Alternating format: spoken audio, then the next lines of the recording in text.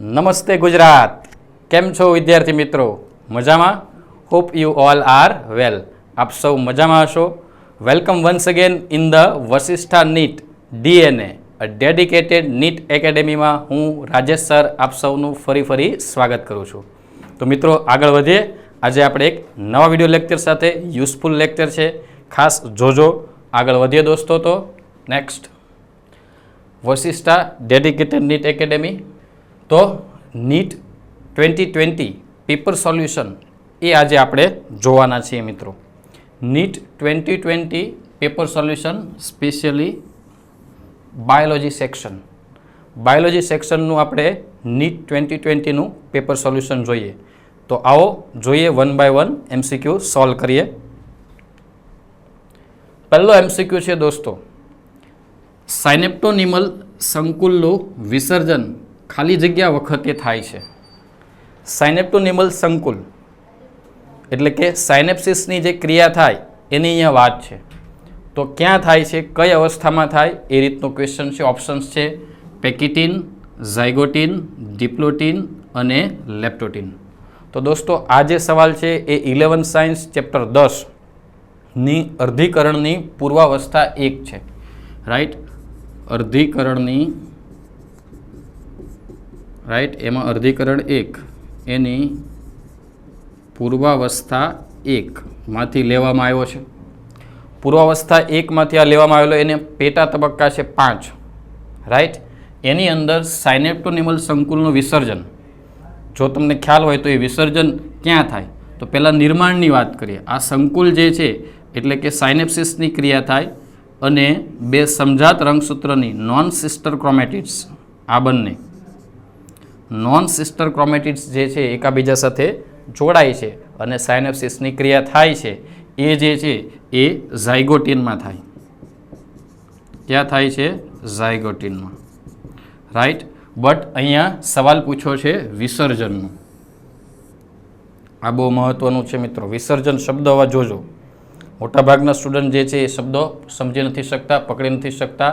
વિસર્જન એટલે છૂટા પડવા. સાયનેપ્ટોનિમલ સંકુલ છૂટું ક્યાં પડે? તો યાદ હશે તમને એની ડિપ્લોટીન અવસ્થામાં. કઈ અવસ્થામાં? ડિપ્લોટીન અવસ્થા જે છે એની અંદર આ સમજાત રંગસૂત્રો જે સાયનેપ્સિસ થયું છે પછી વ્યતિકરણ થાય પેકેટીનની અંદર અને ડિપ્લોટીનની અંદર એ છૂટા પડે છે. રાઈટ, કઈ અવસ્થા દોસ્તો? ડિપ્લોટીન. ડિપ્લોટીન અવસ્થા જે છે એ ડિપ્લોટીન અવસ્થા દરમિયાન છૂટા પડે છે. બંને સમજાત રંગસૂત્રો એકબીજાથી દૂર જાય છે અને જ્યાં દૂર જાય ત્યાં ચોકડી જેવી રચના બને છે, જેને આપણે સ્વસ્તિક ચોકડી કેસ મેટા કહેવામાં આવે છે. રાઈટ, તો આના પરથી તમને ખ્યાલ આવશે કે સાયનેપ્ટોનિમલ સંકુલનું વિસર્જન ક્યાં થાય, એટલે કે એ છૂટું ક્યાં પડશે? તો કે ડિપ્લોટીન અવસ્થા એની શરૂઆતમાં, ડિપ્લોટીન અવસ્થાની શરૂઆતમાં જે છે એ આ ઘટના બને છે સાયનેપ્ટોનિમલ સંકુલની.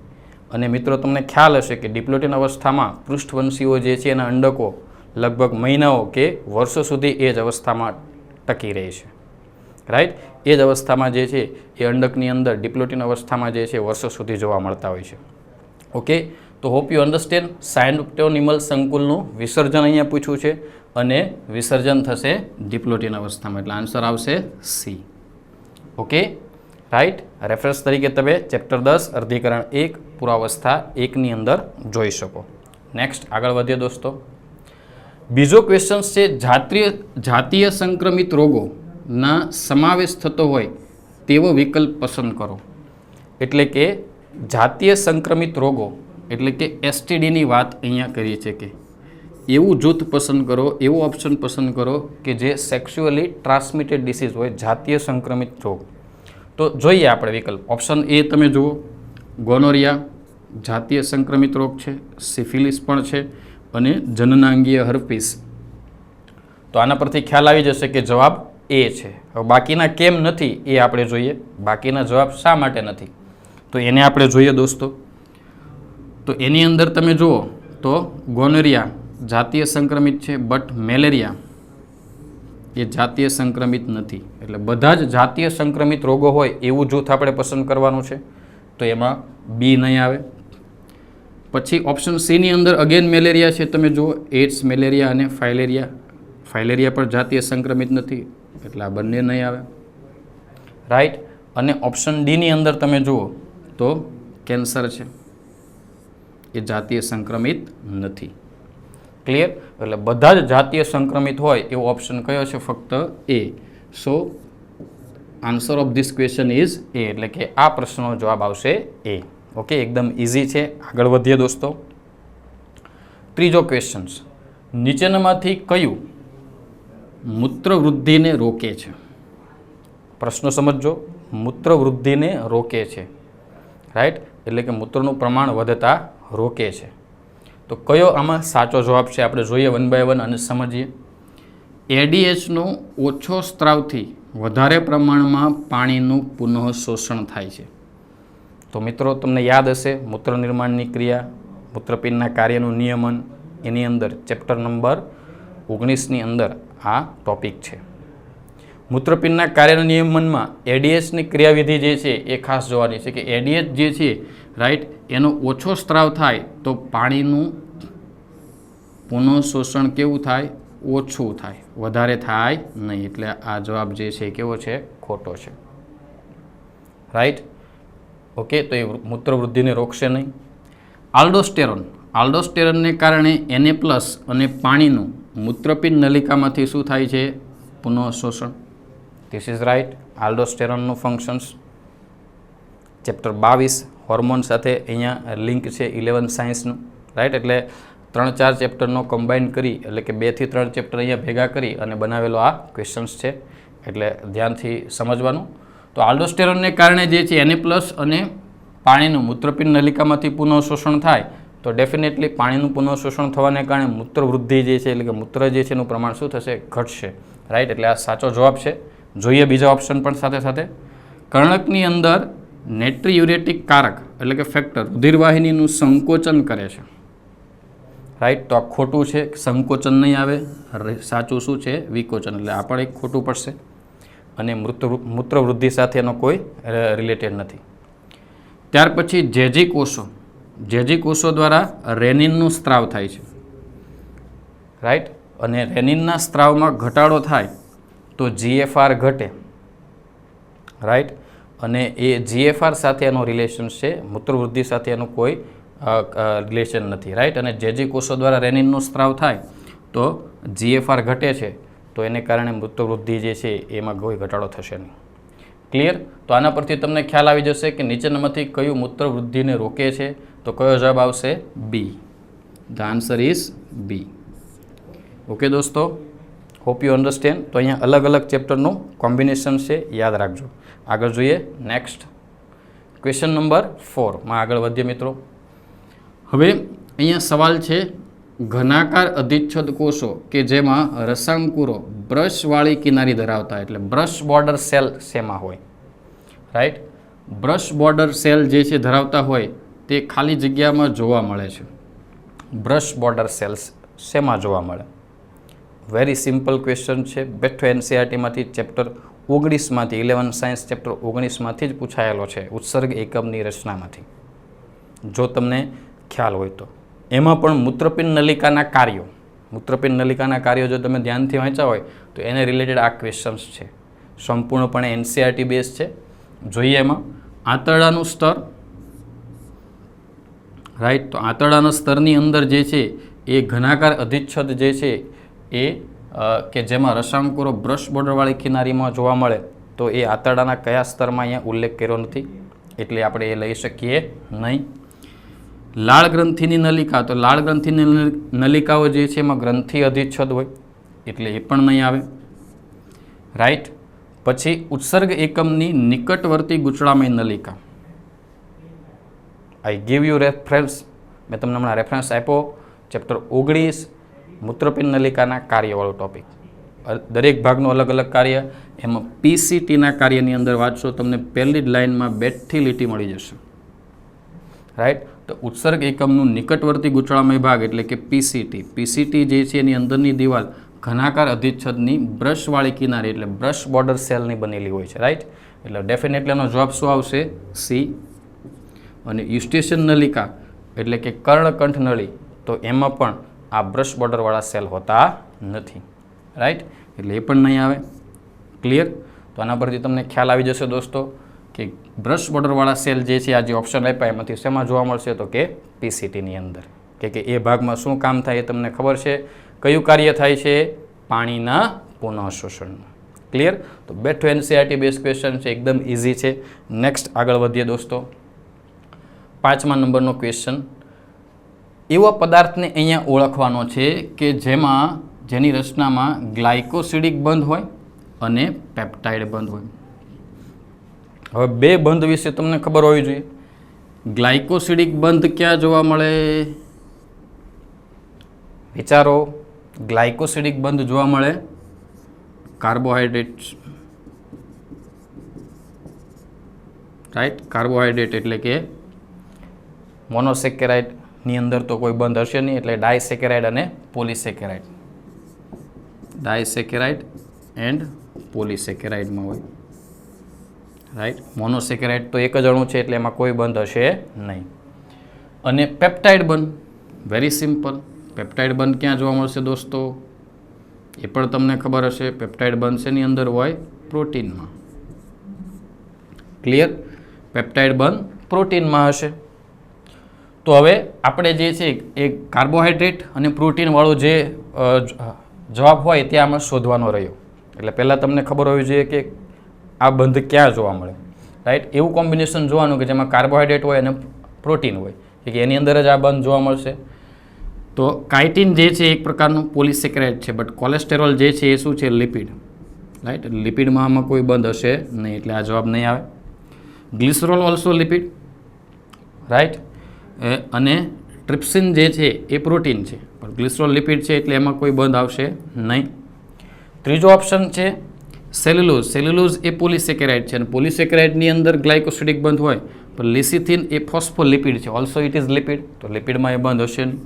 તો આપણે એવું જોડકું શોધવાનું છે કે જેમાં ગ્લાયકોસિડિક બંધ હોય. તો ઇન્યુલિન. ઇન્યુલિન તમને ખબર હશે દોસ્તો. રાઈટ, ખૂબ જ સરસ રીતે ડિઝાઇન કરેલો ક્વેશ્ચન અને ખૂબ સારી રીતે મૂકેલા વિકલ્પ છે, છેલ્લો વિકલ્પ, જેથી તમે કન્ફ્યુઝનમાં થઈ જાવ. ઇન્યુલિન અને ઇન્સ્યુલિન બોથ આર ડિફરન્ટ. ઇન્યુલિન શું છે? ઇન્યુલિન એ ફ્રુક્ટોઝનો પોલિમર છે. ફ્રુક્ટોઝનો પોલિમર એટલે કે વન કાઇન્ડ ઓફ પોલીસેકેરાઇડ. રાઈટ, અને પોલીસેકેરાઇડમાં કયો બંધ હોય? ગ્લાયકોસિડિક. અને ઇન્સ્યુલિન. ઇન્સ્યુલિન એ શું છે? એ હોર્મોન છે, અંતઃસ્ત્રાવ છે. કયો હોર્મોન છે? Peptide hormone. પેપ્ટાઇડ અંતઃસ્ત્રાવ છે. પેપ્ટાઇડ અંતઃસ્ત્રાવ, પેપ્ટાઇડ હોર્મોન, કે જેની અંદર કયો બંધ હોય? પ્રોટીનનું બંધ હોય, એટલે કે પેપ્ટાઇડ. તો આના પરથી તમે ડેફિનેટલી જે છે ખ્યાલ આવી જશે કે કયો જવાબ આવશે. જવાબ આવશે ડી. રાઈટ, આ જે છે એનો રેફરન્સ તમને 11 સાયન્સ ચેપ્ટર 9માં મળશે, પોલીસેકેરાઇડનો. અને ઇન્સ્યુલિન જે છે એ પ્રોટીન છે, એનું પણ એક્ઝામ્પલ ચેપ્ટર 9માં છે, અથવા ચેપ્ટર 22નું પણ અહીંયા હોર્મોન્સવાળા ચેપ્ટરનું પણ તમે રેફરન્સ લઈ શકશો. ઓકે, તો ક્યાંથી તમને જવાબ મળશે એની પણ હું તમને ડિટેલ આપતો જઈશ. ઓકે, તો ઇઝી ક્વેશ્ચન છે, એનસીઆરટી બેઝ જ છે. રાઈટ, બટ થોડુંક અહીંયા જે છે વિચારવાનું છે કે આ બંધ ક્યાં જોવા મળે.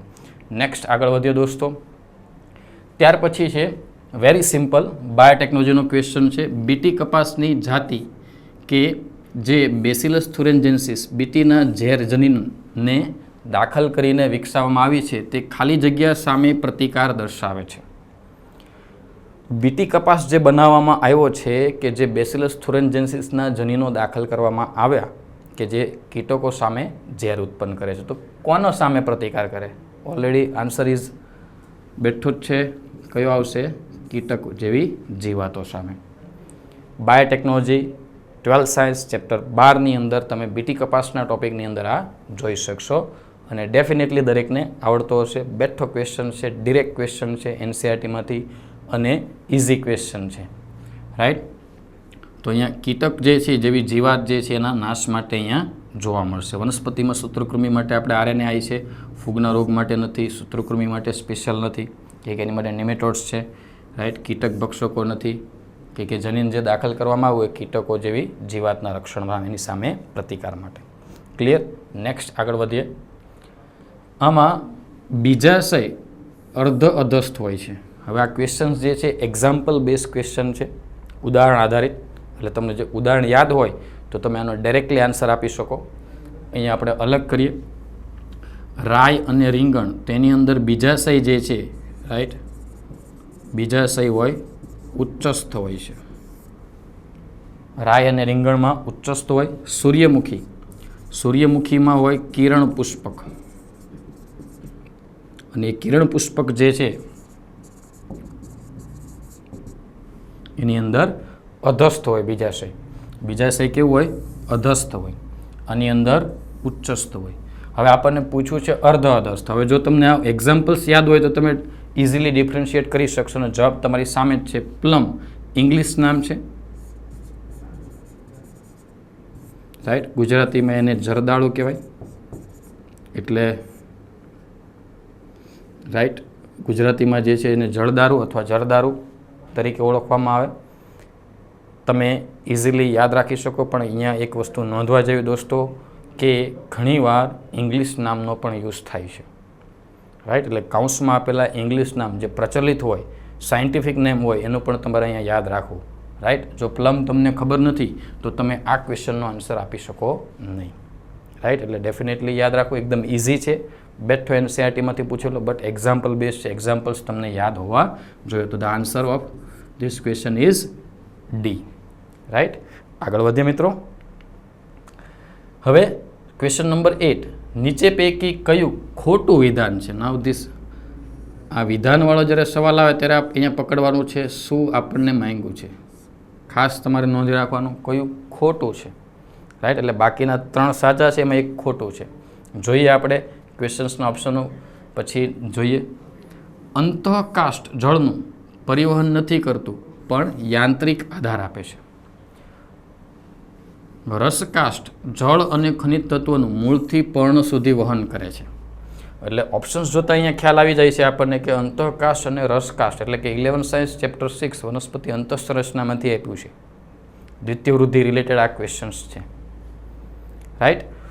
તો એમાં આપણે જોઈએ કે રસકાષ્ઠ અને મધ્યકાષ્ઠનો ઉલ્લેખ કર્યો છે. એટલે અહીંયા એનસીઆરટી જે છે એની અંદર ઘણીવાર ગુજરાતી, ઇંગ્લિશનું ગુજરાતી જે છે પેપરની અંદર પૂછાતું હોય છે. એટલે ઘણીવાર જે છે એનું પ્યોર ગુજરાતી થાય છે, રાઈટ. એટલે આપણે એનસીઆરટી બુકમાં જે છે અંતઃકાષ્ઠ, રાઈટ, ની જગ્યાએ શું લખ્યું છે એ તમને કહી દઉં. એનસીઆરટીની અંદર અંતઃકાષ્ઠની જગ્યાએ છે આપેલું મધ્યકાષ્ઠ. ઓકે, એટલે અંતઃકાષ્ઠ એટલે આપણે સમજવાનું છે મધ્યકાષ્ઠ. પહેલાં તો આ ખાસ ધ્યાનમાં લેજો. બેઠું જે નીટ 2020 ગુજરાતી પેપર છે એ જ અહીંયા ટાઈપ કરેલું છે, એ જ બેઠું આપણે અહીંયા લીધું છે, એ જ શબ્દો લીધા છે. એટલે તમને ખ્યાલ આવે કે કેવી રીતે ટ્રાન્સલેશન થાય છે, કેવા શબ્દો યુઝ થાય છે. ઘણીવાર વિદ્યાર્થીઓ કન્ફ્યુઝનમાં આવી જતા હોય, એટલે ખાસ અહીંયા ધ્યાનમાં લેવાનું કે અંતઃકાષ્ઠ એટલે કે આપણી બુક એનસીઆરટીમાં એનો મધ્યકાષ્ઠમાં ઉલ્લેખ કર્યો. તો પહેલા વિધાન પરથી ખ્યાલ આવી જશે. અહીંયા અંતઃકાષ્ઠ અને રસકાષ્ઠમાં કન્ફ્યુઝન થતું હોય તો અહીંયા મેં ક્લિયર કર્યું છે. તો અંતઃકાષ્ઠ એટલે મધ્યકાષ્ઠ, તો એનું પરિવહન કરતા નથી અને યાંત્રિક આધાર આપે છે, રાઈટ. તો આ વિધાન કેવું છે? સાચું છે, ટ્રુ, સાચું છે આ વિધાન. રસકાષ્ઠ જળ અને ખનિજ તત્વોનું મૂળથી પર્ણ સુધી વહન કરે છે. રસકાષ્ઠ જે છે એમાં વહન થાય છે, એટલે એ પણ સાચું છે. આપણે શોધવાનું કહ્યું છે મિત્રો ખોટું વિધાન, ભૂલતા નહીં, રાઈટ. પછી આગળ જોઈએ. રસકાષ્ઠ એ સૌથી અંદર આવેલ દ્વિતીય જલવાહક છે અને આછા રંગનું છે. આછા રંગનું છે એ રાઈટ છે, પણ આની અંદર જે છે કંઈક મને ભૂલ લાગે છે, કદાચ તમે પકડી હોય તો. રસકાષ્ઠ એ સૌથી અંદર નહીં, પણ ક્યાં હોય? રસકાષ્ઠ એ પરિઘવર્તી ભાગમાં. પરિઘવર્તી ભાગ એટલે બહારના ભાગમાં હોય છે. અંદરના ભાગમાં તો શું હોય? મધ્યકાષ્ઠ. નામ જ છે મધ્ય, મધ્યમાં આવેલું, અંદર આવેલું મધ્યકાષ્ઠ, રાઈટ. તો અહીંયા જે છે એ તમે ઇઝીલી પકડી શકશો એક નાનકડા શબ્દ દ્વારા. અહીંયા આ વિધાન જે છે કેવું પડે છે? ખોટું પડે છે. એટલે ખોટું વિધાન મળી ગયું. અને ચોથો ઓપ્શન્સ તમે જુઓ તો ટેનિન્સ, રેઝિન્સ, તેલી પદાર્થો વગેરે, વી ડોટ ના એવું લખેલું છે. એનસીઆરટીનું જ બેઠું અહીંયા લખેલું છે. એટલે વગેરે વગેરેના જે છે ભરાવાને લીધે અંતઃકાષ્ઠનો રંગ કેવો હોય છે? ઘેરો હોય. અંતઃકાષ્ઠ એટલે રસકાષ્ઠ, તો રસકાષ્ઠ જે છે એનો રંગ ઘેરો હોય છે ડેફિનેટલી. એમાં આવા પદાર્થો જમા થાય છે, ટેનિન્સ, રેઝિન્સ, તેલી પદાર્થો, રાઈટ. એની જમાવટને કારણે એ ઘેરા રંગનો દેખાય છે, ડેફિનેટલી તમને ખ્યાલ જ હશે. ઓકે, તો આ વિધાન પણ અહીંયા સાચું થયું. તો આપણને ખોટું વિધાન કીધું તો આના પરથી તમને ઇઝીલી ખ્યાલ આવી જશે કે આન્સર શું આવશે. The answer is C. Okay, તો દોસ્તો આટલી જે છે અલગ અલગ રીતે તમારે વિચારવાનો હોય છે. એક નાનો એવો શબ્દ જે છે એના દ્વારા એને આપણે અલગ કર્યું, અન્યથા બધું સરખું જ લાગે. એટલે એનસીઆરટી જે છે એ ખૂબ જ કાળજીપૂર્વક વાંચવી જોઈએ. આગળ જોઈએ. શ્વાસ દરમિયાન થતી સાચી પ્રક્રિયા પસંદ કરો. કઈ મિકેનિઝમ આપી છે મિત્રો? શ્વાસની પ્રક્રિયા. તો શ્વાસની પ્રક્રિયા દરમિયાન થતી સાચી મિકેનિઝમ જે છે એટલે કે સાચી પ્રક્રિયા જે છે અહીંયા પસંદ કરવાની છે. તો શ્વાસની ક્રિયા દરમિયાન શું થાય? I think you know it. કદાચ તમને એની ખબર હશે ડેફિનેટલી. રાઈટ, આ વૃષ્ટિ છે, અહીંયા પાંસળીઓ છે, રાઈટ, આ ઉરોદર પટલ છે. તો શ્વાસની ક્રિયા દરમિયાન શું થશે? ઉરોદર પટલનું શું થાય? સંકોચન. ઉરોદર પટલનું સંકોચન ડેફિનેટલી આવશે. બાહ્ય આંતરપાર્શ્વીય સ્નાયુ. બાહ્ય આંતરપાર્શ્વીય સ્નાયુ જે છે એનું પણ સંકોચન થાય. રાઈટ, બાહ્ય આંતરપાર્શ્વીય સ્નાયુનું પણ શું થશે? સંકોચન. શ્વાસની ક્રિયા દરમિયાન ઉરસીય ગુહા ફૂલે છે એટલે બાહ્ય આંતરપાર્શ્વીય સ્નાયુ આ રીતે ખેંચાય છે, સંકોચન થશે એટલે આ પણ આવશે. ફુફ્ફુસીય કદમાં ઘટાડો થાય. શ્વાસની પ્રક્રિયા દરમિયાન શ્વાસ લઈએ છીએ દોસ્તો, શ્વાસ લેતા હોય તો ફુફ્ફુસીય કદમાં શું થાય? વધારો થાય, ઘટાડો થાય નહીં. અહીંયા ઘટાડો આપ્યું છે એટલે આ વિધાન ખોટું થયું. આંતરફુફ્ફુસીય દબાણમાં પણ વધારો નહીં થાય પણ શું થાય? ઘટાડો થાય, કારણ કે ફુફ્ફુસીય કદ વધે છે, ફેફસાનું પોલાણ મોટું થાય છે તો ડેફિનેટલી અંદર રહેલી હવાનું દબાણ ઘટે છે. રાઈટ, તો એના પરથી ખ્યાલ આવશે કે અહીંયા જે પ્રક્રિયાઓ આપી એમાં એ અને બી એ દરમિયાન થાય છે. રાઈટ, અને એવો ઓપ્શન કયો છે? તો આવશે A. So the answer is A. Right, એટલે શ્વાસની ક્રિયાવિધિ ચેપ્ટર નંબર 17 પરથી શ્વાસોશ્વાસની જે ક્રિયાવિધિ છે એના દ્વારા તમે આનો આન્સર ઇઝીલી મળી શકે. એનસીઆરટી બેઝ જ છે બટ મિકેનિઝમ જે છે ધ્યાનથી તમે સમજેલા હોવા જોઈએ. આગળ વધીએ દોસ્તો. 10મા નંબરનો ક્વેશ્ચન્સ છે. જે પ્રક્રિયા દ્વારા ઘાસના પર્ણોના અગ્ર પરથી એટલે કે અગ્રભાગ પરથી, અહીંયા ગુજરાતી આ રીતે થયેલું છે. જ્યારે તમે એક્ઝામ આપતા હો ત્યારે તમને કન્ફ્યુઝન થાય, કંઈક એ અડાવડું લાગે તો તમારે ડેફિનેટલી જે છે આ સમજવાનું છે. અગ્રભાગ પરથી રાત્રે અને વહેલી સવારે પ્રવાહી સ્વરૂપે જળનો નિકાલ એટલે કે નિકાલ થાય છે તો એ કયો ભાગ? તો એની માટે કોણ જવાબદાર એવું પણ લઈ શકીએ. તો તમને ખ્યાલ હશે મિત્રો કે આ જે પ્રક્રિયા જે છે એને બિંદુચ્છેદન કહેવામાં આવે. બિંદુચ્છેદન 11 સાયન્સ ચેપ્ટર નંબર 11. વનસ્પતિમાં પાણીનું વહન, પાણીના વહનના 2 સિદ્ધાંત, મૂળદાબ સિદ્ધાંત અને ઉત્સ્વેદન ખેંચાણ સિદ્ધાંત. તો બોલો આમાંથી કયો લાગુ પડશે? મૂળદાબ.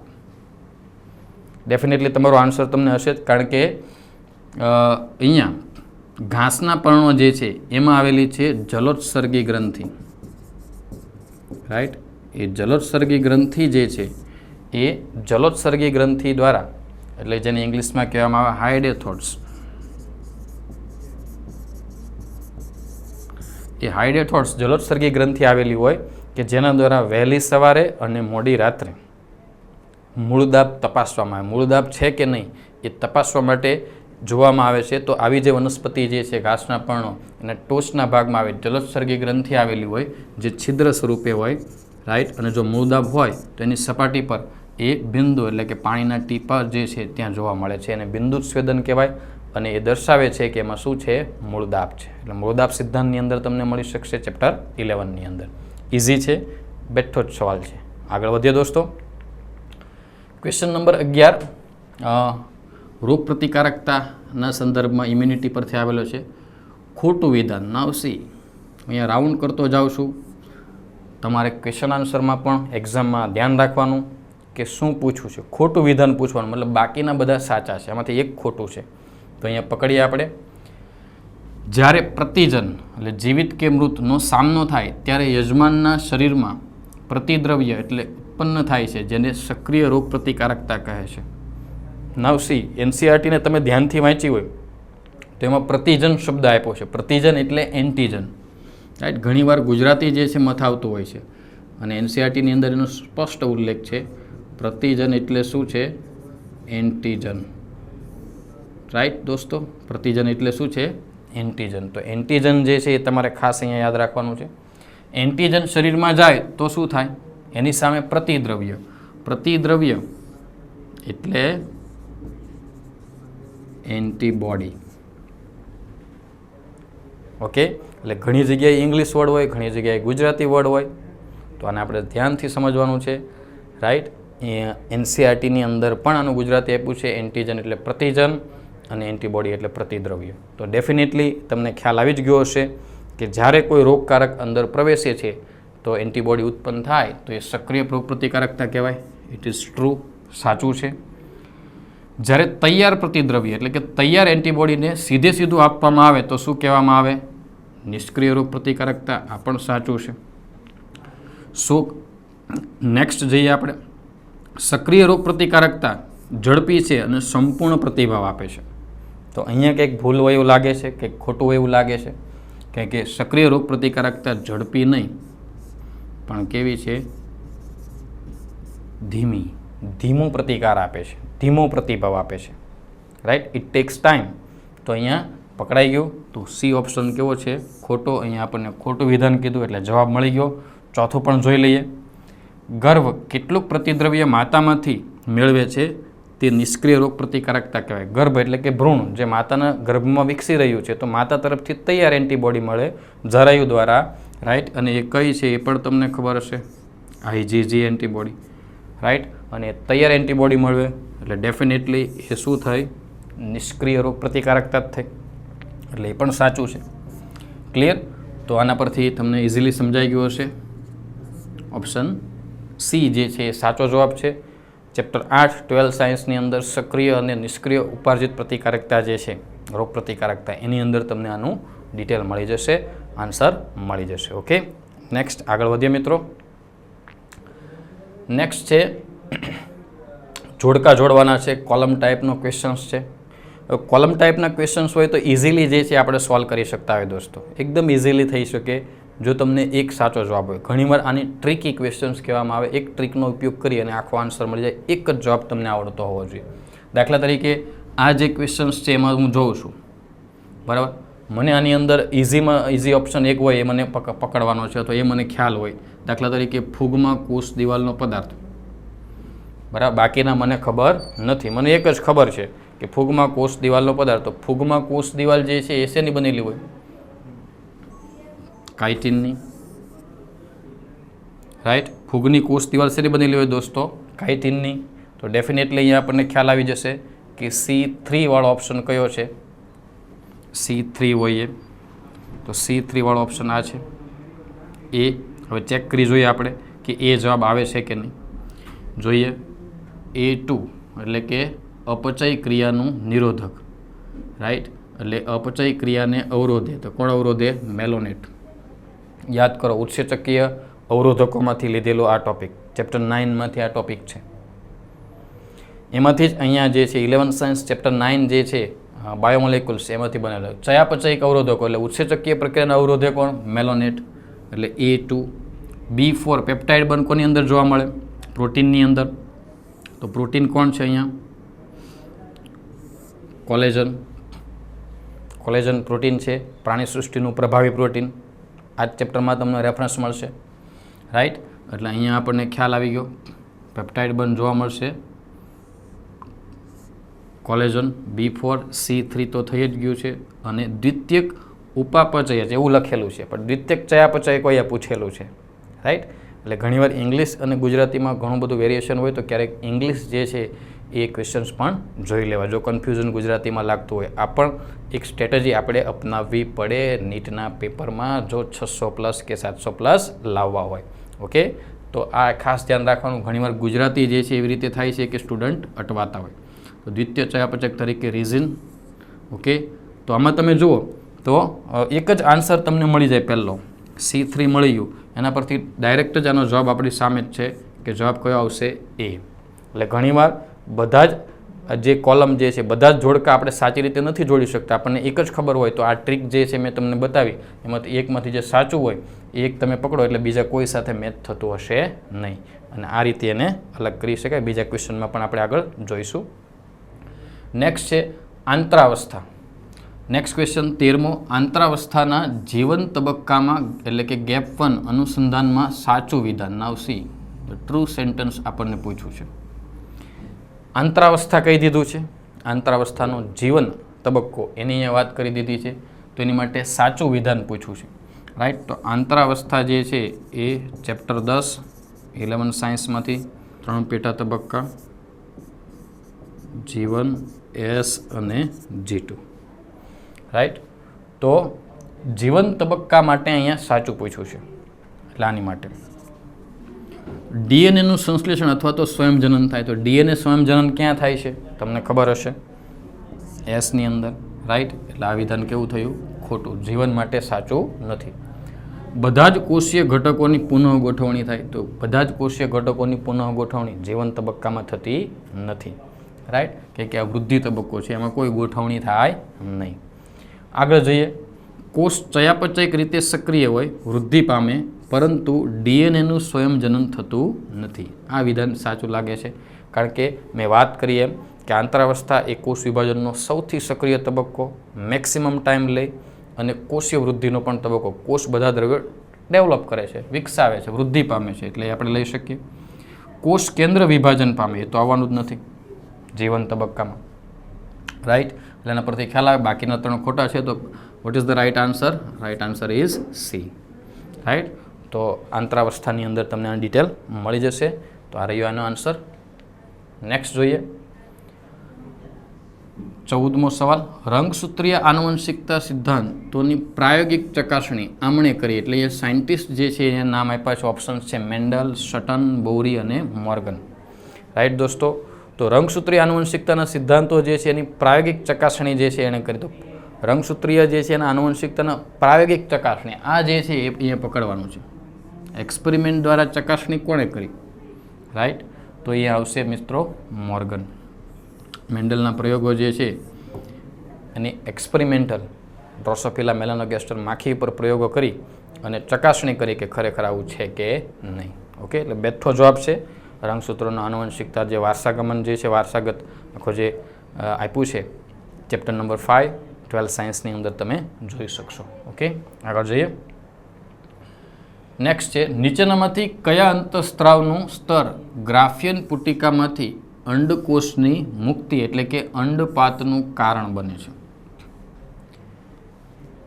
રાઈટ, એટલે કે ઋતુચક્ર, માસિક ચક્ર જે ટોપિક છે એમાંથી આ પૂછેલો સવાલ છે. પહેલાં તો એ તમને ખ્યાલ આવી જવું જોઈએ. 12 સાયન્સ ચેપ્ટર 3. અંડપાત ક્યારે થાય? લ્યુટિયલ તબક્કા દરમિયાન તમને ખબર હશે કે LH જે છે એની પરાકાષ્ઠાએ પહોંચે છે. રાઈટ, અને એનો આખો ગ્રાફ આપ્યો છે તમને અંતઃસ્ત્રાવનો. LH, FSH, oestrogen. તો જ્યારે 14મો દિવસ આવે છે દોસ્તો, રાઈટ, ત્યારે LH જે છે એ પરાકાષ્ઠાએ પહોંચે છે. FSH પણ એ દરમિયાન હાઈ જ હોય છે, અંડપુટિકામાંથી બનેલો. LH થોડોક વધારે હાઈ હોય છે એ FSH કરતાં. અને ઇસ્ટ્રોજન આ પિટ્યુટરીના અંતઃસ્ત્રાવ છે. ઇસ્ટ્રોજન અંડપુટિકામાંથી ઉત્પન્ન થાય અને એ અંડપુટિકાનો વિકાસ થાય એટલે એ દિવસે જે છે ઇસ્ટ્રોજનની પણ ઊંચી સાંદ્રતા હોય છે અંડપાત દરમિયાન, કે જ્યારે અંડકોષ મુક્ત થાય છે ગ્રાફિયન પુટિકા ફાટીને. તો ગ્રાફિયન પુટિકામાંથી અંડકોષ અંડપાતનું કારણ જે છે, રાઈટ, તો આના પરથી તમને ખ્યાલ આવી ગયો છે. જોઈએ આવે તો પ્રોજેસ્ટેરોનનો તો અહીંયા કોઈ રોલ જ નથી. રાઈટ, કારણ કે પ્રોજેસ્ટેરોનનું લેવલ જે છે એ ક્યારે ઉત્પન્ન થાય? તો કે પ્રોજેસ્ટેરોનનું લેવલ એ અંડપાત પછી આવે, એટલે એ તો આવવાનું જ નથી. રાઈટ, ઇસ્ટ્રોજનની ઊંચી સાંદ્રતા આવે, LH જે છે એની ઊંચી સાંદ્રતા આવે, નીચી ન આવે, અને FSHની પણ નહીં આવે. રાઈટ, એટલે એના ગ્રાફનો પણ અહીંયા યુઝ કરી શકો, NCERTમાં આપેલા ગ્રાફનો, અથવા તો ઋતુચક્ર માસિક ચક્ર ટોપિક જે છે એમાં તમે ડિટેલ વાંચી શકશો. અને આ મેં અહીંયા તમને સોલ્યુશન આપી દીધું છે એટલે ઇઝીલી તમને ખ્યાલ આવી જશે. ઓકે, તો આનો જવાબ શું આવશે બોલો દોસ્તો? તો જવાબ આવશે A. The answer is A. Okay, next question આપણે આગળ જઈએ. 16મો ઇઝી છે પણ થોડુંક જે છે અહીંયા વિચારવાનું છે. જેણે NCERT બરાબર રીડ કરી છે રાઈટ. એની માટે આ ક્વેશ્ચન એકદમ ઇઝી છે, ગણતરી પણ નહીં કરવી પડે, થોડો ગણતરીવાળો ક્વેશ્ચન છે. જો બે સળંગ બેઝ જોડ વચ્ચેનું અંતર 0.34 નેનોમીટર હોય અને સસ્તનના લાક્ષણિક કોષમાં દ્વિકુંતલાકાર ડીએનએમાં કુલ બેઝ જોડીની સંખ્યા 6.6 × 10⁹ બેઝ પેર હોય તો ડીએનએની લંબાઈ આશરે કેટલી હશે? બેઠું એનસીઆરટીની લાઈન છે, બેઠી ડીએનએ કુંતલના પેકેજિંગમાંથી પૂછેલું છે. આની ગણતરી કરવાની પણ જરૂર નથી. મે બી ઘણા બધાને આને ડિરેક્ટ આન્સર આપી શકશો, પણ અહીંયા હું તમને ગણતરી કરીને બતાવું. અહીંયા પૂછ્યું છે ડીએનએની લંબાઈ, રાઈટ. તો ડીએનએની લંબાઈ જે કોષ કેન્દ્રમાં પેકેજિંગ થયેલું છે તે ત્યારે આપણે ગણતરી એનસીઆરટીમાં કરેલી, રાઈટ. તો શું હોય તો કે ડીએનએની લંબાઈ જે છે એ શું હોય તો કે બે ક્રમિક બેઝ પેર વચ્ચેનું અંતર, રાઈટ. ક્રમિક બેઝ પેર વચ્ચેનું અંતર ગુણ્યા કુલ બેઝ પેર.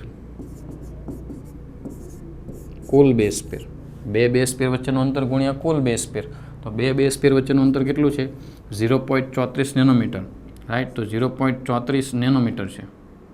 ઓકે દોસ્તો, તો 0.34 નેનોમીટર છે. તો નેનોમીટરને આપણે મીટરમાં કન્વર્ટ કરીએ તો 0.34 ગુણ્યા 10⁻⁹ મીટર લંબાઈ માપવાની છે મીટરમાં, નેનોમીટરમાં આપી અને મીટરમાં કન્વર્ટ કરી ગુણ્યા કુલ બેઝ પેર અહીંયા આપણને આપી દીધી છે 6.6 ગુણ્યા 10⁹ બેઝ પેર, રાઈટ.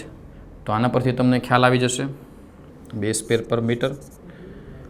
સોરી, અહીંયા આપણે એ નથી લેવાનું, બેઝ પેર છે. ક્લિયર. તો અહીંયા જે છે તમે જો 0.34 છે, આ જે છે અહીંયા બે જતા રહેશે, આ બંનેનો ગુણાકાર કરો 0.34 ગુણ્યા 6.6, તેનો જવાબ આવશે 2.244 મીટર. એટલે અંદાજે આપણે લઈ શકીએ 2.2 મીટર્સ. 2.2 મીટર લઈએ કે તો answer is C.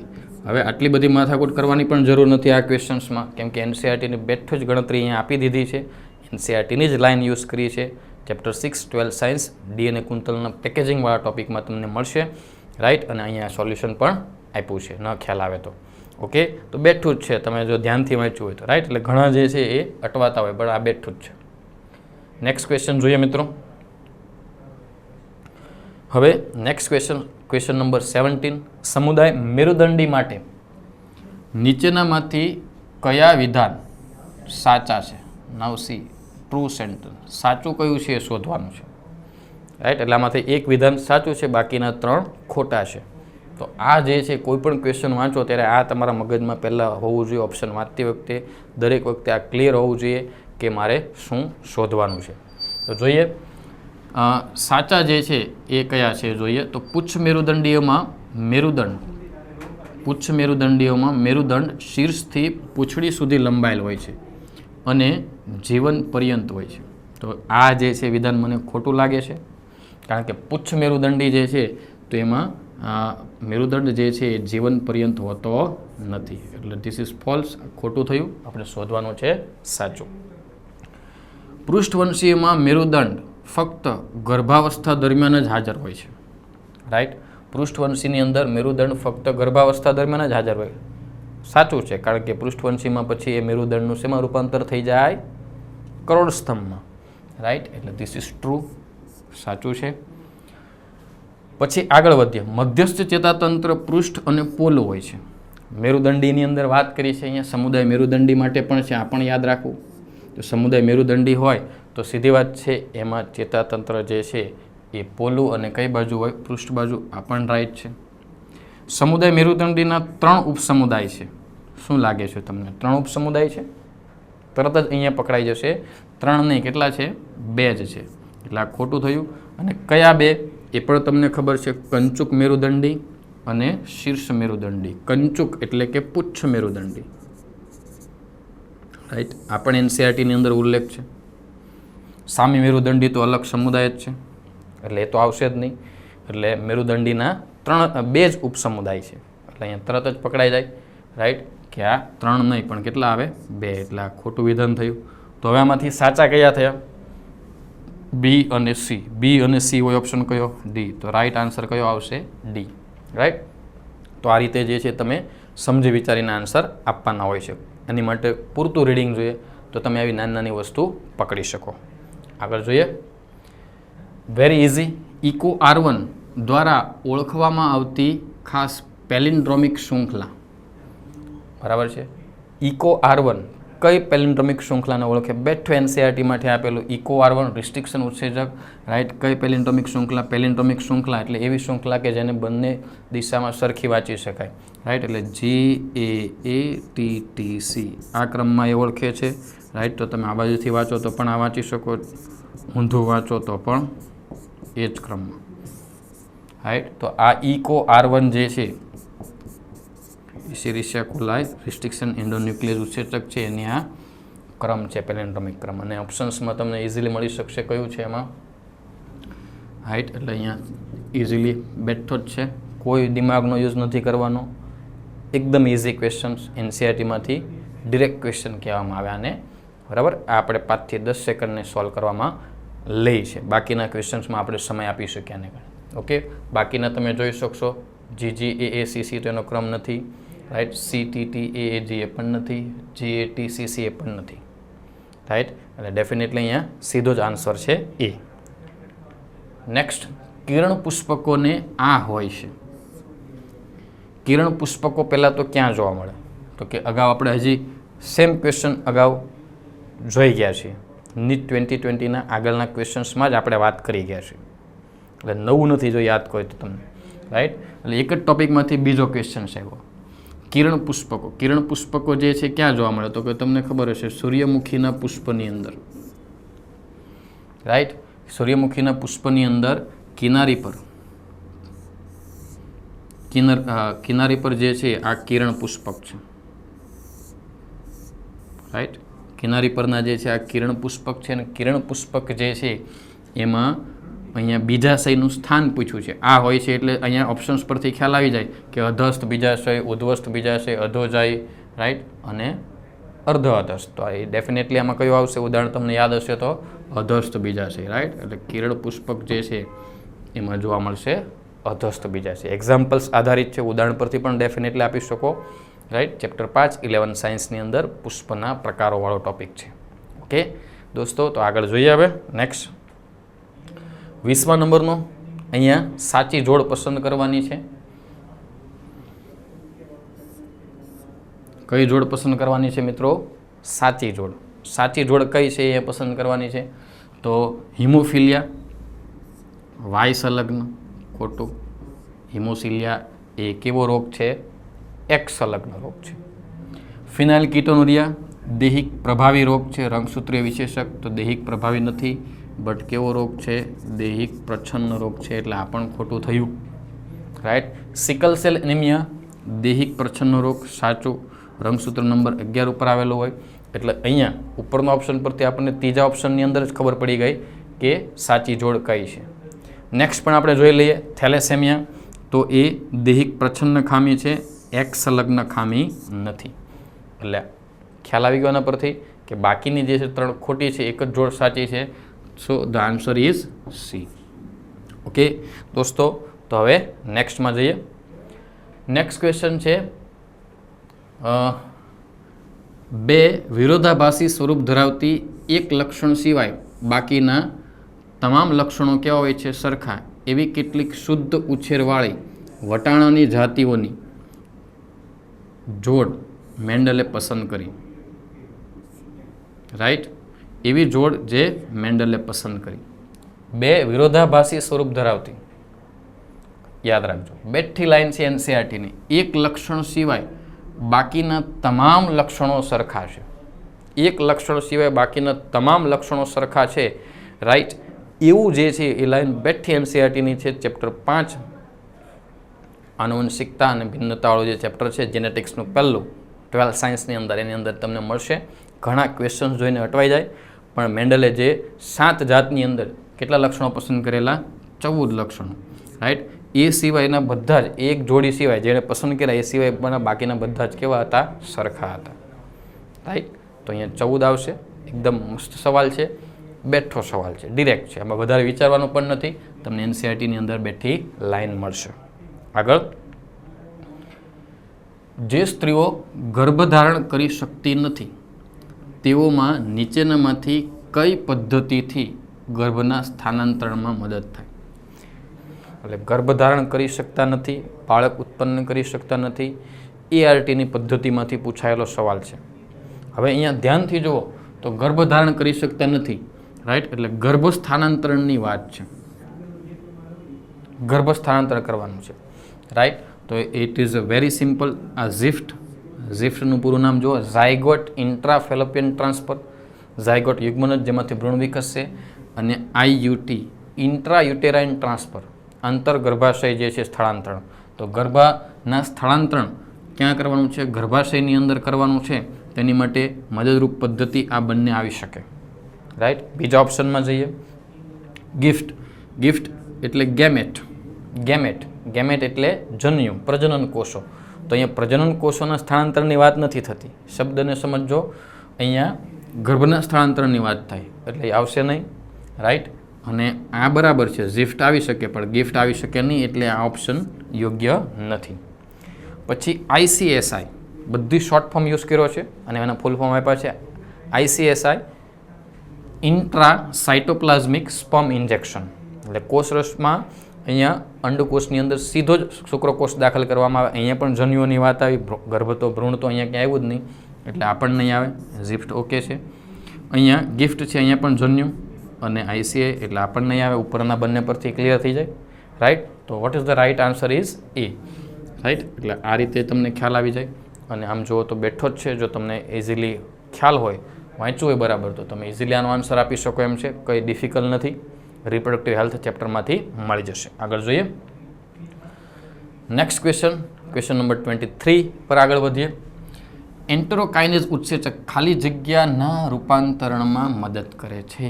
Now this ડાયજેશનમાંથી લીધેલો આ સવાલ છે, ચેપ્ટર નંબર 16 11 સાયન્સ હ્યુમન ફિઝિયોલોજીમાંથી.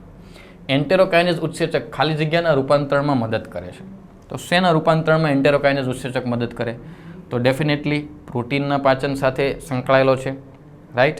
નાના આંતરડામાં જ્યારે પાચન શરૂ થાય ત્યારે તો એ જે છે શેનું રૂપાંતરણ કરે છે? પાચન, ડાયજેશનની આખી પ્રોસેસ, આખી મિકેનિઝમ જો તમને યાદ હોય તો એનો બેઠો આન્સર છે, રાઈટ, કે એ શું કરે છે કે ટ્રિપ્સિનોજન જે છે, ટ્રિપ્સિનોજન, રાઈટ, એને શેમાં કન્વર્ટ કરી દે છે? ટ્રિપ્સિનમાં. It's very simple, right. ટ્રિપ્સિનોજન જે છે એને શેમાં કન્વર્ટ કરી દે છે? ટ્રિપ્સિનમાં. અને આન્સર અહીંયા બેઠો જ છે. એન્ટેરોકાઇનેઝ વન કાઇન્ડ ઓફ કોએન્ઝાઇમ છે, એટલે કે સહ ઉત્સેચક.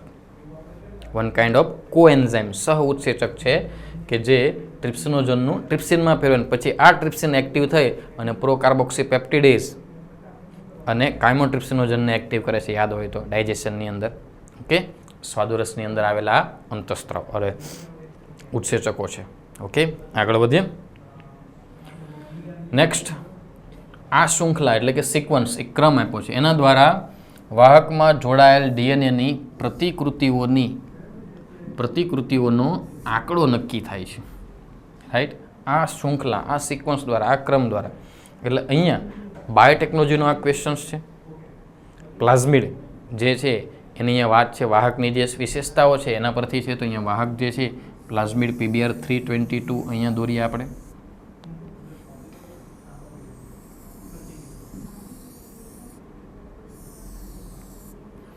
રાઈટ, આ છે PBr 322 પ્લાઝમિડ. ડાયરેક્ટ ક્વેશ્ચન ઉપર આવીએ કે DNAની પ્રતિકૃતિઓને આંકડો નક્કી કરે, એટલે કેટલા DNAનું સ્વયંજનન થશે, કેટલી કોપી બનશે. જે વિદેશી DNA આપણે જોડીએ છીએ, જે વિદેશી ટુકડો આપણે જોડીએ છીએ, એની કેટલી કોપી બનશે, એનું કંટ્રોલ ક્યાં થાય, રાઈટ. તો એનું કંટ્રોલ ક્યાં થશે? પસંદગીમાન રેખકમાં? તો કે નહીં, પસંદગીમાન રેખક તો પુનઃસંયોજિત અને બિન પુનઃસંયોજિતની પસંદગીમાં મદદ કરે, એટલે એ નહીં આવે. ઓરી સ્થાન, ઇંગ્લિશ શબ્દનો યુઝ કર્યો છે અહીંયા, મિત્રો ધ્યાન રાખજો. મેં અગેન એન્ડ અગેન કીધું છે, અગાઉ પણ આવી ગયું. ઇંગ્લિશ વર્ડનો અહીંયા યુઝ કર્યો, ઓરિજિન, ઉત્પત્તિ સ્થાન, રાઈટ. પેલિન્ડ્રોમિક સિક્વન્સ, તો એનો તો કંઈ રોલ છે નહીં. ઓળખ સ્થાન, તો એ ઉત્સેચકનું ચોક્કસ પેલિન્ડ્રોમિક ક્રમમાં જ એ ઓળખે છે. E-CoR1નો ચોક્કસ પેલિન્ડ્રોમિક ક્રમ છે, એના આધારે ઓળખે. તો એ ક્રમ કંઈ ડીએનએની નંબર ઓફ કોપીમાં કોઈ રોલ ભજવતું નથી, કે એ તો ઓળખ સ્થાન કાપવા માટે હોય છે. તો જવાબ તમારી સામે છે ઉરી સ્થાન એટલે ઉત્પત્તિનું સ્થાન, રાઈટ. ઉરી સ્થાન એટલે ઉત્પત્તિ સ્થાન, રાઈટ. એનસીઆરટીની અંદર આવી રીતે પણ લખ્યું હોય સ્વયં જનનની ઉત્પત્તિનું સ્થાન. ક્લોનિંગ વેક્ટર્સ, ક્લોનિંગ વાહકોની ખાસિયતોમાં પહેલી ખાસિયત બાયોટેકનોલોજી ચેપ્ટર 11 12 સાયન્સની અંદર તમને આ મળશે. ખાસ ટીક કરવું, અંડરલાઇન કરવું, બહુ જ મહત્ત્વની લાઇન છે. મોટાભાગના વિદ્યાર્થીઓના ધ્યાન નથી આપતા ને અહીંયા એનો ક્વેશ્ચન પણ પૂછાઈ ગયું, રાઈટ. બેઠું જ છે. મોસ્ટ ઓફ ક્વેશ્ચન તમે જુઓ નીટ 2020માં તો એનસીઆરટી બેઝ જ છે, બટ ક્યાંથી પૂછાયા છે એ બહુ મહત્ત્વનું છે. How you understand this question અને કેવી રીતે આન્સર આપો એ પણ મહત્ત્વનું છે. બાકી એકદમ જ ઇઝી ક્વેશ્ચન્સ હોય છે બધા. નેક્સ્ટ ક્વેશ્ચનમાં જઈએ આગળ મિત્રો. 25મો ક્વેશ્ચન છે પાચન નળીના ગોબલેટ કોષોમાંથી રૂપાંતરિત થયેલા છે. પાચન નળીના ગોબલેટ કોષોમાંથી રૂપાંતરિત થયેલા છે કોણ? રાઈટ. તો ગોબલેટ કોષોમાંથી રૂપાંતરિત થયા. ગોબલેટ કોષો એક કોષી ગ્રંથિ છે, રાઈટ. એક કોષી ગ્રંથિ ગોબલેટ કોષો છે. તો એમાંથી રૂપાંતરિત થયેલા કોણ છે? તો એ ડેફિનેટલી તમે ટિશ્યુવાળા જે છે એનો કન્સેપ્ટ તમારો ક્લિયર હોય તો સ્તંભાકાર અને ઘનાકાર એટલે પેશી જે છે પ્રાણી પેશી એનો કન્સેપ્ટ ક્લિયર હોય તો સ્તંભાકાર અને ઘનાકાર અધિચ્છદીય કોષો જે છે એમાંથી રૂપાંતરિત થઈ અને ગ્રંથિઓ બને છે. એમાં એક કોષી ગ્રંથિ એટલે ગોબલેટ કોષો, રાઈટ. ગોબલેટ કોષો એટલે શું આવશે? એક કોષી ગ્રંથિમાં આવશે, રાઈટ. અને એ કોના રૂપાંતરણથી બને? તો કે ઘનાકાર અધિચ્છદ અથવા સ્તંભાકાર અધિચ્છદ. તો ઓપ્શનમાં તમે જોઈ શકશો શું આપેલું છે ઘનાકાર, ઓનલી સ્તંભાકાર જ છે. So the answer is B, Bombay. Okay. Next ક્વેશ્ચનમાં આગળ વધીએ દોસ્તો. 26 નીચે પૈકીનું કયું વિધાન અંતર્વિષ્ટ અંતરિકાઓ માટે ખોટું છે? નાઉ સી ધીસ સેન્ટન્સ. સવાલને બરાબર ધ્યાનથી સમજવાનો છે. શું ખોટું પૂછ્યું છે? હવે મોટા ભાગના વિદ્યાર્થીઓ જ્યારે એક્ઝામ આપ્યા ત્યારે આમાં કન્ફ્યુઝનમાં આવી ગયા હતા આ શબ્દમાં. અંતર્વિષ્ટ અંતરિકાઓ. Now what is this? અંતર્વિષ્ટ અંતરિકાઓ આવો તો વર્ડ આપ્યો જ નથી એનસીઆરટીમાં. તો હવે આને કેવી રીતે સમજવું? તો એની માટે તમારે ઇંગ્લિશ જે ક્વેશ્ચન્સ આપ્યા હોય એને જોવું પડે, થોડુંક ઇંગ્લિશ યાદ રાખવું પડે. હું આનું જે નામ છે એ તમને આપી દઉં. અંતર્વિષ્ટ આંતરિકાઓ જે છે એનું અહીંયા તમને નામ આપ્યું છે સૂક્ષ્મકાય. હવે આ તમારી માટે આનો આન્સર આપવો એકદમ ઇઝી થઈ જશે, બટ મોટાભાગના જે છે એ અટવાયા એ આ શબ્દમાં અટવાયા છે. અંતર્વિષ્ટ અંતરિકા. Now what is this? Right. એટલે ઘણીવાર જે છે એ એનસીઆરટી ઇંગ્લિશનું ગુજરાતી વર્ઝનમાં ક્યાંક ને ક્યાંક આવા શબ્દો મુકાતા હોય છે કે જે વિદ્યાર્થીને અટવાવતા હોય છે. ત્યારે વિદ્યાર્થી મિત્રો તમારી માટે સરળ રસ્તો છે કે તમે ઇંગ્લિશમાં જુઓ. એટલે થોડા ઇંગ્લિશ વર્ડ જે છે એ અહીંયા પકડવાના છે. અંતર્વિષ્ટ અંતરિકાઓ, ઇન્ક્લુઝન બોડીઝ,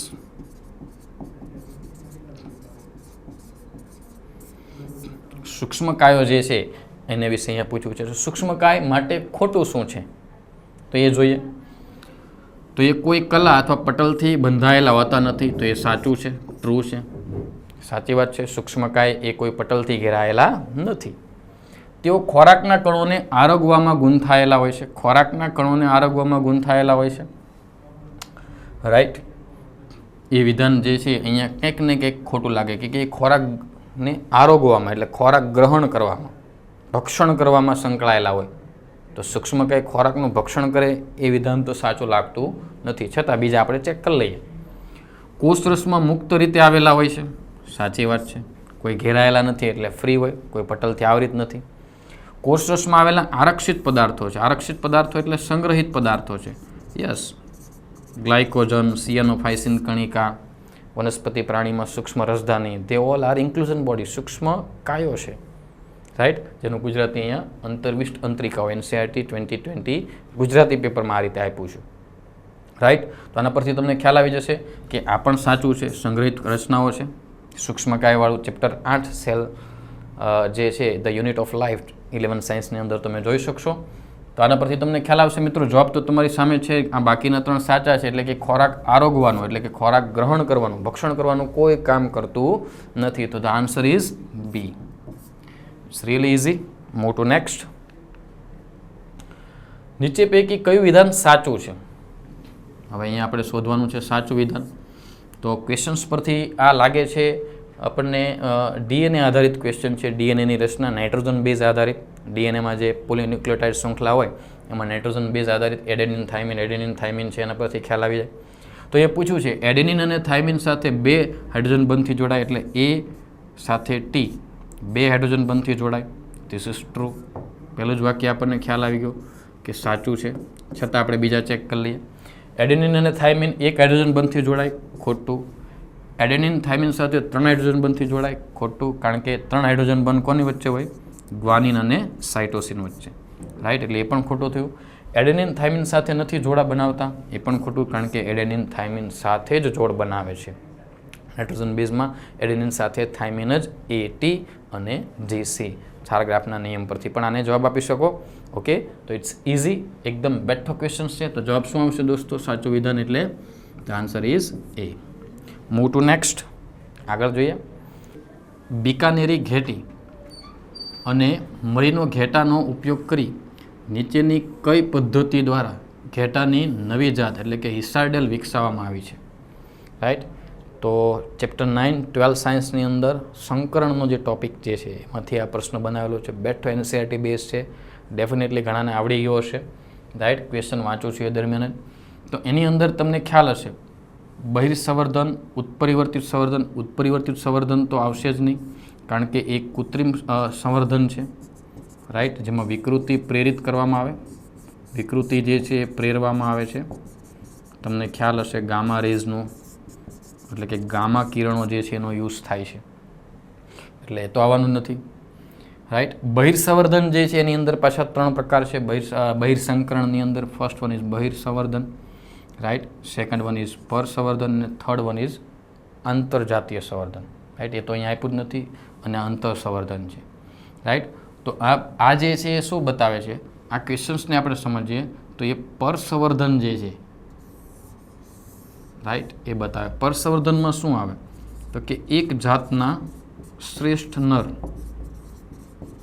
અને એક જાતના શ્રેષ્ઠ માદા એની વચ્ચે જે સંકરણ કરવામાં આવે છે. રાઈટ. તો એ રીતે જે છે એના પરથી આ રીતનું જે સંકરણ છે એ આમાંથી શેમાં આવશે? આ તો આર્ટિફિશિયલ થઈ ગયું. બહિર્સંવર્ધન જે છે એની અંદર તો એના પેટા પ્રકારોમાં આવી જાય છે, એટલે એમાંય નથી આવતું. આંતરજાતીય અંતરસંવર્ધનમાં તો કોઈ એક જ જાતનો યુઝ કરવામાં આવે 4 થી 6 પેઢી સુધી. અહીંયા 4 થી 6 પેઢી સુધી જે છે એ અલગ અલગ જાત હોય છે. અહીંયા એક જ જાત હોય છે, અને અહીંયા 2 શ્રેષ્ઠ જાત. શ્રેષ્ઠ જાત જે છે પરસંવર્ધનની, એટલે આના પરથી જવાબ આવશે C. રાઈટ. NCERTની અંદર તમે ડેફિનેટલી બેઠો જ મળી જશે. આગળ વધીએ દોસ્તો. નેક્સ્ટ ક્વેશ્ચન છે, મૂત્રમાં નીચેનામાંથી કઈ પરિસ્થિતિમાં ડાયાબિટીસ મેલિટસ સૂચવે છે? ડાયાબિટીસ મેલિટસ ક્યારે થાય? મૂત્રમાં ગ્લુકોઝનું પ્રમાણ વધારે હોય, મૂત્રમાં ગ્લુકોઝની હાજરી ગ્લાયકોઝુરિયા, મૂત્રમાં કીટોનની હાજરી કીટોનુરિયા. મૂત્રના બંધારણવાળા ટોપિક ચેપ્ટર નંબર 19ની અંદર તમે ડેફિનેટલી આ જોઈ શકશો. રાઈટ. તો ઇઝી છે, બેઠું NCERT બેઝ છે. કદાચ ડાયાબિટીસ મેલિટસ કઈ કન્ડિશન તો ઇઝીલી ખ્યાલ આવી જાય. મૂત્રમાં પૂછ્યું છે એટલે હું તમને કહી શકું. તો યુરેમિયા તો બ્લડમાં યુરિયાનું પ્રમાણ ઊંચું છે, એટલે એ નહીં આવી શકે. કીટોનુરિયા હોય પણ આ ન હોય, એટલે ઓપ્શન ખોટો. યુરેમિયા અને મૂત્રપિંડ પથરી કિડની સ્ટોન આખો અલગ જ ડિસીઝ થઈ ગયો, એને ડાયાબિટીસ મેલિટસ સાથે કોઈ લેવા દેવા નથી, ડેફિનેટલી એ પણ નહીં આવે. હા, મૂત્રમાં કીટોનની હાજરી કીટોનુરિયા અને મૂત્રમાં ગ્લુકોઝની હાજરી ગ્લાયકોસુરિયા એ ડાયાબિટીસ મેલિટસ માટે જવાબદાર કન્ડિશન છે. તો એના પરથી જવાબ આવશે અહીંયા C. રાઈટ. અને નેક્સ્ટ છે એ મૂત્રપિંડની પથરી અને હાઇપરગ્લાયસેમિયા. તો પથરી તો અહીંયા કંઈ લેવા દેવા છે નહીં. અને હાઇપરગ્લાયસેમિયા ઇટ્સ રિલેટેડ ટુ બ્લડની અંદર ગ્લુકોઝનું લેવલ હાઈ થાય એની માટેની કન્ડિશન છે, એટલે આ પણ નહીં આવે. ક્લિયર. તો આના પરથી તમે ડેફિનેટલી જવાબ તમારો કયો હશે? Answer is C. Okay, easy question છે, વધારે વિચારવાનું નથી, પણ આ તો બાકીના ઓપ્શનો પણ આપણે સમજતા જઈએ. નેક્સ્ટ 30મો ક્વેશ્ચન, કયું માનવજનિત કાર્યોના લીધે બદલાયેલા પર્યાવરણના કારણે ઉત્ક્રાંતિ પામેલ સજીવનું સાચું ઉદાહરણ છે? નાઉ સી ધ ક્વેશ્ચન. આ ક્વેશ્ચનને સમજો. માનવજનિત કાર્યોના લીધે એટલે કે માનવ પ્રેરિત કાર્યો, due to the human activity, મનુષ્ય પ્રેરિત કાર્યો જે છે એને કારણે થયેલા ઉદ્વિકાસનું ઉદાહરણ કયું? તો જોઈએ આપણે ઓપ્શન્સ. ગેલેપેગસ ટાપુ પર ડાર્વિન ફિન્ચ નહીં. ઇટ્સ અ નેચરલ સિલેક્શન, પ્રાકૃતિક પસંદગીનું ઉદાહરણ છે. એમાં માનવ પ્રેરિત કોઈ કાર્ય આવતું નથી, એટલે એ નહીં આવે. ત્યાર પછી આગળ જોઈએ તૃણનાશક પ્રતિરોધી ઘાસ. આ આવી શકે, કારણ કે નિંદણનો નાશ કરવા માટે, વધારાના ઘાસના નાશ કરવા માટે વારંવાર નાખવામાં આવે છે પેસ્ટિસાઇડ, જેને કારણે એ ઘાસ એ પેસ્ટિસાઇડની પ્રતિરોધક ઘાસમાં ઉદ્વિકસિત થઈ ગયું છે અને થાય છે. એ કોણે કર્યું? આપણે. પેસ્ટિસાઇડ દવા આપણે નાખી, એટલે માનવ પ્રેરિત ઉદાહરણમાં આવી જશે. નેક્સ્ટ જે છે એ છે દવા પ્રતિરોધી સુકોષ કેન્દ્રી. સુકોષ કેન્દ્રી હોય, રાઈટ, કેટલા બધા અમીબા છે, ફૂગ છે, એન્ટામાઇબા, હિસ્ટોલિટિકા, જે સુકોષ કેન્દ્રી જે છે, રાઈટ, એ ધીરે ધીરે દવા પ્રતિરોધી થતા જાય. આપણા શરીરના કોષો, સુકોષ કેન્દ્રી જીવો, રોગકારકો, એને મારવા માટે, રાઈટ, ખેતીવાડીની અંદર કે શરીરની અંદર કે પ્રાણીની અંદર એ રોગકારકોને મારવા માટે યુઝ થાય છે દવા. અને દવા જે છે એનો હાઈ ડોઝ લેવો પડે, વધારે લોંગ ટાઈમ લેવું પડે, કારણ કે એ હવે દવા પ્રતિરોધી જાતમાં આવે, કારણ કે આપણે વારંવાર એને દવાની અસર દર્શાવી શરીરમાં દાખલ કરી અને એ ઉત્ક્રાંતિ પામે છે. એટલે કે માનવ પ્રેરિત જે છે, માનવજનિત કાર્યમાં એ આવી જાય, રાઈટ. કૂતરા જેવી માનવ સર્જિત પાલતુ જાતિઓ બનતી નથી, બનાવવામાં આવે છે સંકર્ણ પ્રેરીને. એટલે ઇટ્સ અ હ્યુમન એક્ટિવિટી, માનવ પ્રેરિત કાર્ય છે. કૂતરાની પાલતુ જાતિ બનાવવામાં આવે, બકરીની પાલતુ જાતિ, ઘેટાની, ગાયની, ભેંસની. શા માટે? જંગલી જાત પણ છે, પાલતુ આપણા યુઝ માટે. એટલે આપણે માનવ પ્રેરિત છે. અને પાલતુ જાતો વચ્ચે જ્યારે અંતરપ્રજનન થાય ત્યારે એની અંદર પણ એક ઉદ્વિકાસ જોવા મળે. એ નેચરલી ન કહેવાય, એ કયો કહેવાય દોસ્તો? માનવ પ્રેરિત કહેવાય. ઓકે, તો એને કારણે જે છે આ ઉદાહરણ અહીંયા આપણે લઈ શકીએ માનવ પ્રેરિતમાં. તો માનવજનિત કાર્યોને લીધે જે ઉત્ક્રાંતિ પામેલા સજીવો છે તેના ઉદાહરણમાં કયા આવી જશે? બી, સી અને ડી. બી અને સી અને ડી વાળો ઓપ્શન કયો છે? સી.